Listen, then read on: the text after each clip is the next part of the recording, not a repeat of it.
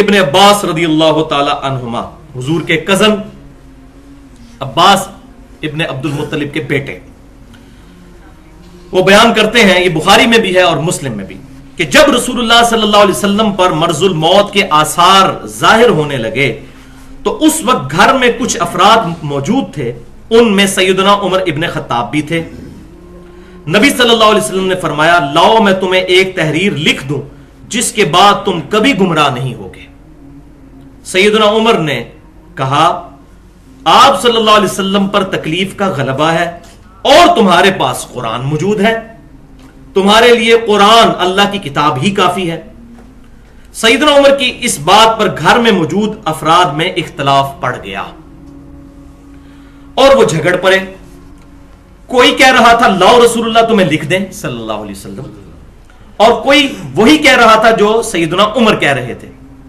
چنانچہ جب شور و غوغا اور اختلاف زیادہ ہو گیا تو رسول اللہ صلی اللہ علیہ وسلم نے فرمایا، میرے پاس سے اٹھ جاؤ۔ حضور غصے میں آ گئے اور فرمایا، چلو ادھر سے نکل جاؤ۔ عبید اللہ نے بیان کیا کہ ابن عباس فرمایا کرتے تھے، سب سے بڑی مصیبت یہ تھی کہ ان صحابہ کا اختلاف اور شور جو رسول اللہ صلی اللہ علیہ وسلم اور آپ کی تحریر کے درمیان حائل ہو گیا۔ یہ ایک سند اس کی، اور دوسری سند جو بخاری میں 4431 اور مسلم میں 4232، دوسرا ترک۔ یہ بڑا رکت انگیز ہے۔ سیدنا ابن عباس نے ایک دن کافی عرصے کے بعد، نبی صلی اللہ علیہ وسلم کی وفات کے بعد، سیدنا علی کی بھی شہادت کے بعد، بیٹھے ہوئے تھے تو ایک دن انہوں نے کہا، ہائے جمعرات کا دن، ہائے جمعرات کا دن، یہ کہنا شروع کیا۔ پھر اتنا روئے کہ سامنے ان کے جو سنگریزے تھے وہ تر ہو گئے ان کے آنسوؤں سے، یعنی زمین ساری گیلی ہو گئی، اتنا روئے۔ وہ بات ہی رونے والی تھی۔ تو راوی کہتے ہیں کہ میں نے کہا کہ اے ابن عباس، جمعرات کے دن کیا ہوا تھا؟ انہوں نے فرمایا، اس روز رسول اللہ صلی اللہ علیہ وسلم کی تکلیف شدت اختیار کر گئی۔ آپ صلی اللہ علیہ وسلم نے فرمایا، مجھے شانے کی ہڈی دو، میں تمہیں تحریر لکھ دوں، اس کے بعد تم کبھی گمراہ نہیں ہوگے۔ اس وقت ظاہر ہڈی پر، چمڑے پر، اس طرح کی چیزوں پر لکھا جاتا تھا، کاغذ تو نہیں ڈیولپ ہوا تھا۔ انہوں نے اختلاف کر لیا، حالانکہ نبی کے ہاں تنازع مناسب نہیں تھا۔ یہ الفاظ ذرا یاد رکھنے، یہ میرا فتویٰ نہیں ہے، ابن عباس کہہ رہے ہیں کہ حضور کے سامنے یہ بدتمیزی والا کام نہیں کرنا چاہیے تھا۔ اور کچھ نے یہاں تک کہا کہ ان کی کیا حالت ہے، کیا آپ صلی اللہ علیہ وسلم مرض کی وجہ سے ایسی باتیں کر رہے ہیں؟ انہیں سمجھنے کی کوشش کرو۔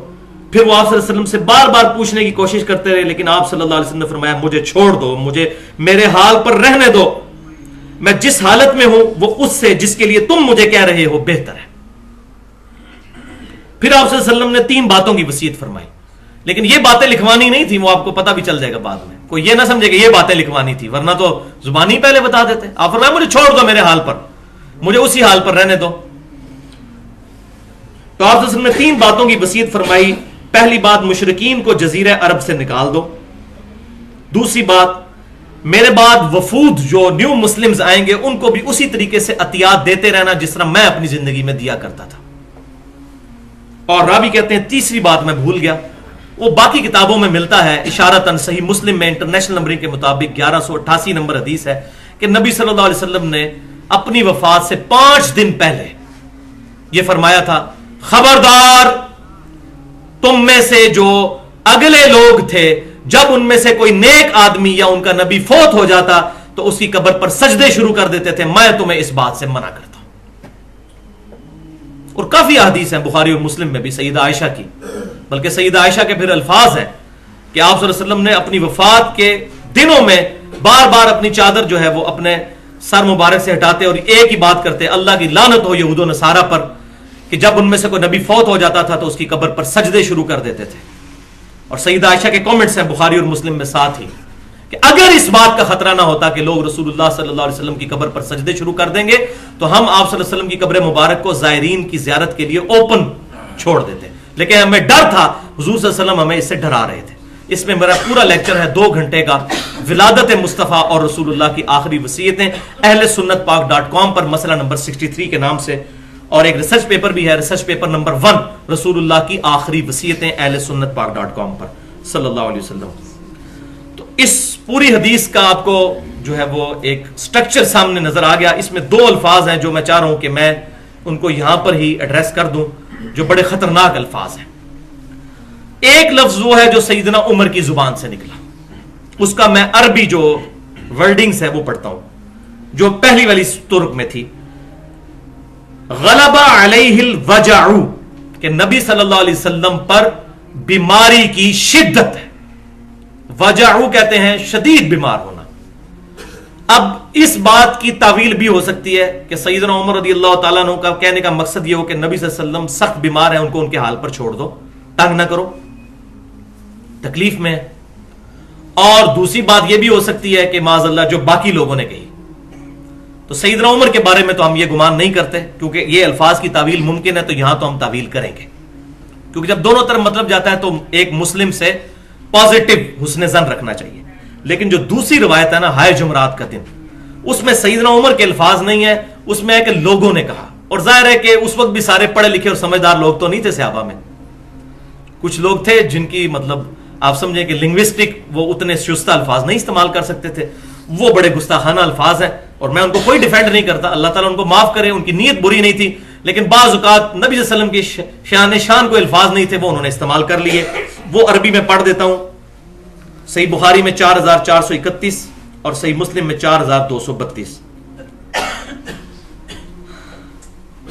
ما شأنہ، نبی صلی اللہ علیہ وسلم کی کیا حالت ہے؟ احجرا، کیا یہ بیماری کی شدت کی وجہ سے بے تکی باتیں کر رہے ہیں؟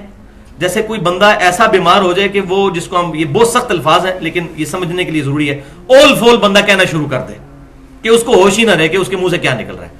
اس کے لیے یہ عربی ڈکشنری القاموس میں بالکل ایمانداری کے ساتھ یہ الفاظ موجود ہیں. اور میں سلام پیش کرتا ہوں جمعیت اہل حدیث ہند کے جو صدر تھے، جنہوں نے صحیح بخاری کی شرح لکھی ہے 8 جلدوں پر، داؤد راز رحمت اللہ علیہ. انہوں نے یقین کریں جب اس حدیث کا ترجمہ کیا ہے، آگے بریکٹ میں لکھا ہے استغفر اللہ واتوب الیہ، حضور صلی اللہ علیہ وسلم کے بارے میں ایسی بات نہیں کرنی چاہیے، حضور کی ذات اس چیز سے بعید ہے کہ حضور اس طرح کی باتیں کریں. ان کا بھی دل تڑپ اٹھا. ظاہر ہے کہ نبی صلی اللہ علیہ وسلم کی جو حرمت ہے وہ اربوں صحابہ کی حرمت حضور کی قدموں کی خاک پر قربان.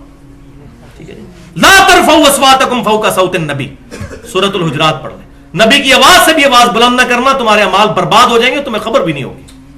اور یہ آیت کس کے بارے میں نازل ہوئی؟ بخاری شریف میں سورۃ الحجرات کی تفسیر میں دیکھیں، یہ ابو بکر عمر کے بارے میں نازل ہوئی. حضور سے انہوں نے گستاخی نہیں کی، آپس میں لڑ پڑے حضور کے سامنے، تو آیات نازل ہوئی خبردار یہ کام نہ کرنا، تمہارے اعمال بھی برباد ہو جائیں گے. اس کے بعد اسی صحیح بخاری کے الفاظ ہیں اسی آیت کے کانٹیکسٹ میں کہ اس کے بعد سیدنا عمر اتنی آہستہ گفتگو کرتے تھے کہ حضور کو سنائی نہیں دیتی تھی. حضور کہتے تھے عمر اونچا بولو، مجھے آواز نہیں آ رہی، اتنے محتاط ہو گئے تھے. تو یہ بھی معاملہ کہ آپ صلی اللہ علیہ وسلم کے بارے میں ایسے الفاظ صحابہ کرام سے نکل گئے، اور ظاہر ہے اس میں سیدنا عمر کے الفاظ یہ نہیں ہیں، تو لہذا سیدنا عمر اس معاملے میں بری ہیں. باقی جو ان کا اس حدیث میں جو ان کا رول ہے، اس میں جو ان کی غلطی ہیں وہ بھی ہم انشاءاللہ پوائنٹ آؤٹ کریں گے. جو پازیٹیو چیز ہے وہ بھی انشاءاللہ تعالی اس کانٹیکسٹ میں 5 بڑے پوائنٹ ہیں جو انشاءاللہ تعالی اللہ کی مدد سے پری ڈیٹرمنڈ ریزلٹس کے بغیر، یعنی اپنے دماغ میں رزلٹ بنائے بغیر میں انشاءاللہ کوشش کروں گا کہ بات پہنچانے کی کوشش کروں.